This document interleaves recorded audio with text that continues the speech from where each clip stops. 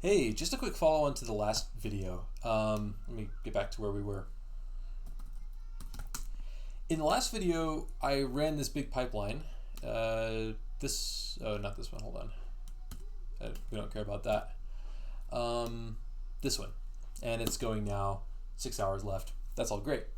I actually did something that you wouldn't want to do when I built this pipeline, which is I never really debugged it.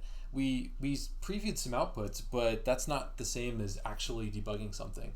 And the right way to debug this depends a lot on the type of pipeline you have. So let's grab a chunk of this and let's do this properly. Let's pretend that we're developing this up and we want to verify that this is going to work end to end before we commit to running it, which is a very realistic thing you would do. So first off, let's get rid of this and let's cd back into downloads. Okay, if we ran this by itself, we're going to have the same output. It's going to be giant, right? So what we want to do is limit the amount of stuff that we're processing, just so we get a sense for if it's reasonable for us.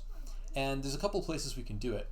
You can't limit it before the bzip2 realistically. What'll happen if you try is bzip2 will complain that it's got this unexpected end of input.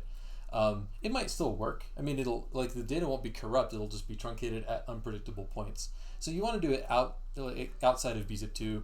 You want to truncate the data, say here. And a way to do that is to say grab a couple megabytes worth. So I think you can use head-c 2 million, and that'll get 2 megabytes worth of stuff, which will run pretty quickly. Yeah, there we go. So this is a sample of the output that we would get.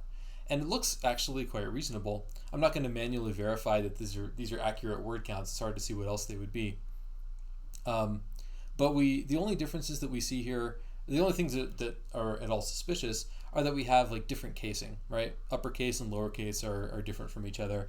As it happens, they're grouped together anyway. So if we wanted to do case folding after the fact, it would be very easy for us to do. We wouldn't have to go and resort this list or anything, which I think is kind of useful. The other place we could do it is after the Perl wordify.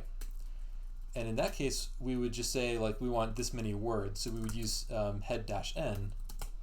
And we would say like I want 1,000 words, and then just count those up. So this would be the word count from 1,000 words total. Anyway, I just wanted to make a quick mention of that because it wasn't I wasn't setting a good example at all, just running this giant pipeline and trusting that it would work. In practice, I've done a lot of things like this, and I'm pretty comfortable running pipelines like this, so I don't think there are any bugs here.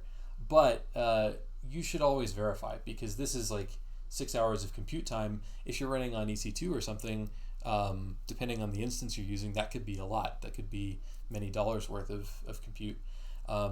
So it pays to verify, and it's good practice anyway. When you're writing unit tests, or if you ever write unit tests on data pipelines, it's also worth thinking about like how would I guarantee that this thing is properly structured without spending lots of time on the verification process. Testing data pipelines is hard, but it's also worth considering, especially when you're migrating stuff into production. So yeah, just wanted to bring that up. Always test your stuff, and I'll try to be better about that in future videos.